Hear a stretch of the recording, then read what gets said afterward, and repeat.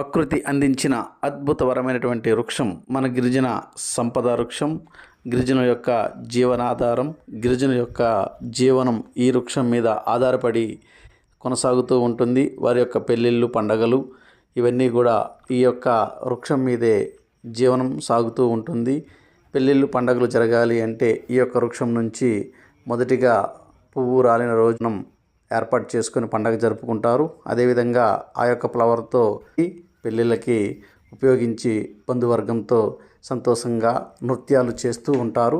అదేవిధంగా ఈ యొక్క ఇప్ప పువ్వు రాలినప్పుడు గిరిజనులు వాటిని సేకరించి ఆ యొక్క సేకరించిన ఫ్లవర్తో సంతల్లో అమ్మకం చేసి ఆదాయాన్ని సమకూర్చుకుంటారు. అలాగే వారి యొక్క రోజువారీ జీవనంలో కూడా ఈ యొక్క ఇప్ప పువ్వు ప్రధాన పాత్ర పోషిస్తూ ఉంటుంది. అటువంటి గొప్ప వృక్షం నుంచి ఇటువంటి తెల్లని ఇప్ప పువ్వు నేల రాలుతుంది. రాలిన పువ్వును శుభ్రపరిచి ఇప్ప లడ్డూగా తయారు చేసుకుంటారు. అలా తయారు చేసుకున్న లడ్డూను వారు భుజిస్తుంటారు. ఈ లడ్డూకి రక్తహీనత సమస్యను తగ్గించే గుణం కలదు అని చెప్పి పూర్వీకులు చెప్తున్నారు.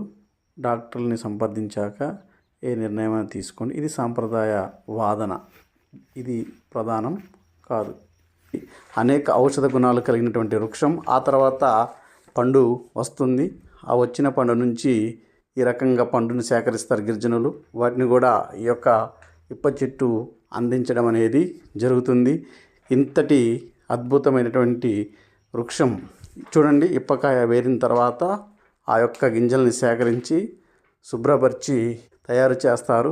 అలా నూనెగా తీసిన ఆయిల్ వంటకి మరియు కీళ్ళ నొప్పులు ఉన్న వాళ్ళు కూడా మర్దన చేసుకుంటూ ఉన్నారు. ఇది పూర్వీకులు చెప్పినటువంటి సాంప్రదాయ ఔషధం. అదేవిధంగా మన హిందూ సాంప్రదాయంలో అయితే ఈ యొక్క ఇప్ప చెట్టు నూనెను మనం దీపారాధనగా దైవానికి సమర్పిస్తాం. అలాగే గిరిజనులు కూడా సమర్పిస్తారు. పిల్లల జీవనంలో ఆదాయ వనరులు కలిగిన వృక్షం ఇప్ప చెట్టు. శాస్త్రీయ నామం మధుక లాంగిపోలియా. మన యొక్క ఛానల్ని సబ్స్క్రైబ్ చేయండి. మీ సబ్స్క్రైబే మరిన్ని ఆర్గానిక్ విషయాలను మీ ముందుకు తీసుకురావడం మా ఛానల్ యొక్క మోటివేషన్ అవుద్ది.